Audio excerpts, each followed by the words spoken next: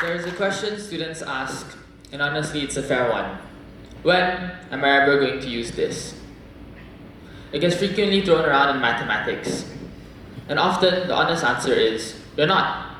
You're not going to need to factorize a quadratic to work in finance, evaluate an integral to run a business, or compare coefficients while writing a screenplay. The vast majority of what you learn in a maths classroom will never interact with your daily life after it.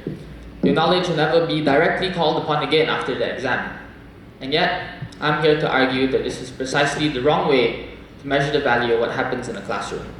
In the early 1950s, there was a Swiss psychologist, Jean Piaget. He argued that one of two things happens when we encounter new information. The first is assimilation. The new information fits. We absorb it and it settles into a framework that we already understand.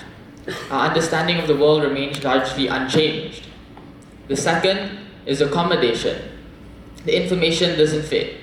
What we already know is insufficient to process it, and so we must rebuild. We have to reconstruct the frameworks we've already created previously to adapt to this new information.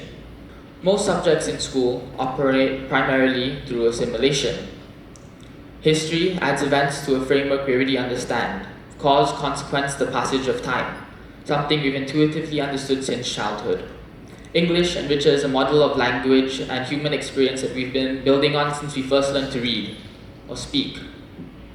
Our knowledge grows, but our underlying understanding of the concept remains the same. Maths and science can be different, not because of the equations, but because of the nature of the knowledge itself. It requires you to accommodate constantly. I want you to think about the first time you encountered negative numbers. You had a perfectly fundamental understanding of what a number was, a quantity, something countable. And then someone told you numbers can be less than nothing. You had to accommodate, rebuild your fundamental understandings. Imaginary numbers, the square root of a negative, something that by all previous rules you've been taught shouldn't exist. In physics, quantum superposition, the idea that a particle can exist in multiple states simultaneously until the moment it's observed. These concepts are so contrary to intuitive knowledge that even its pioneers went years with resistance. These are not simply information you can file away. You have to reconstruct your understanding of mathematics and science. But here's what I think matters most. It is not the content that is valuable, it is the process. The act of having your current model of understanding become insufficient and having to rebuild.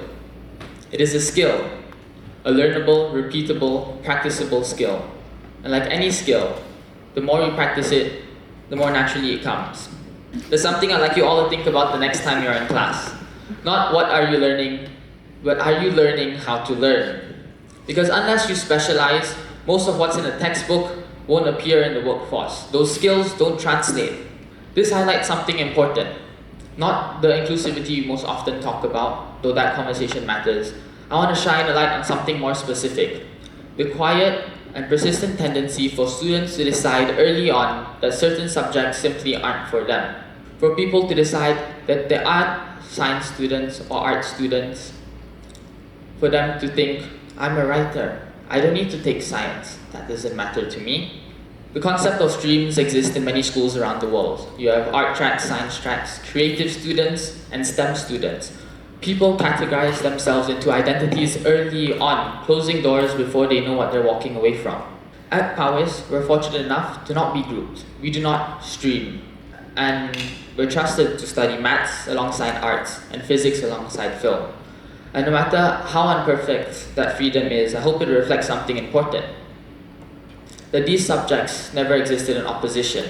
I'm using STEM as an example because it's what's close to my heart. I carry primarily that STEM framework of thinking wherever I go, not because it's inherently superior. The literary criticism required in English is something I could never grasp.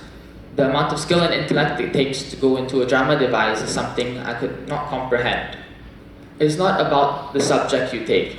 It's about challenging yourself to build and accommodate. So before you think about dropping a subject, don't only focus on what the subject will teach you. Focus on how you're taught to learn.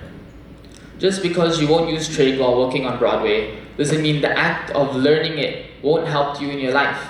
problem-solving skills, pattern recognition. You need a healthy dose of both sides and an intellectual ability or willingness to sleep around. If you don't believe me, think about when you were a kid. A colorful box and shapes and weirdly identical holes.